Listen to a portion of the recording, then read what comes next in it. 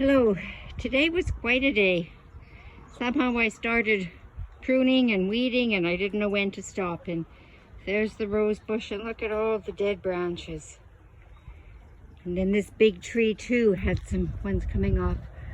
When we get the chainsaw, I'm going to have to get that cut back so we don't sap the energy from the top of the tree. And here's some more dead branches. And I must tell you, I learned how much power there is in Mother Nature and all those plants and their desire to grow to reach the sun. And you know, I was a firm believer that there were no such things as weeds, but after listening to Alice, who's helping me with my memorial garden, I realized that there are some that are more weeds and they just take over. And look what I found today. I found my lupin and a lily and some daylilies and a rose bush that was hidden way within all of the other plants that were here.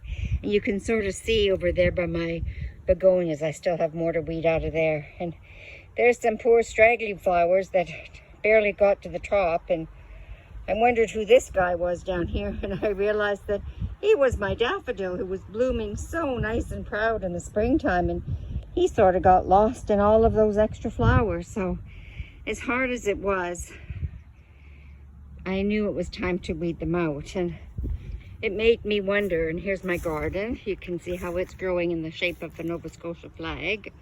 It made me wonder, you know, they say all feelings are just feelings, but somehow it seems that those negative emotions and the negative feelings just seem to take over. And I think I saw that today when all of my plants, the flowers, were hidden within all of that, the weeds. And you know, everything has a time and a place, but if it's not tended to, I can understand now why you need to do the pruning and the weeding, both in my outer garden and in my inner world, where I need to watch the feelings and the thoughts that come up, because it's so easy to get caught in those negative emotions and just go down this black hole to the depths of blackness, as opposed to staying closer to the sun. And yesterday, or was it the day before, I was back in here and I cleaned out some more of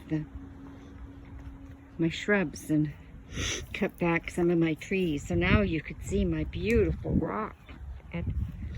And over here, there was these wisteria plants. They're beautiful, these purple hangy things here, but they just take over and they grow over everything. And in here, there were so many dead branches that I pruned it out and trimmed it up. So now I have a place for a little bench there to sit after.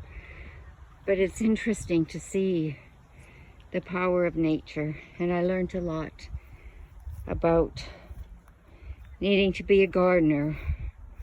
So I've still got lots of work to do. You can see all these dead branches here on the junipers. We'll cut all those back and make it like a bonsai tree in some ways, but there's still lots of work out here. My summer project.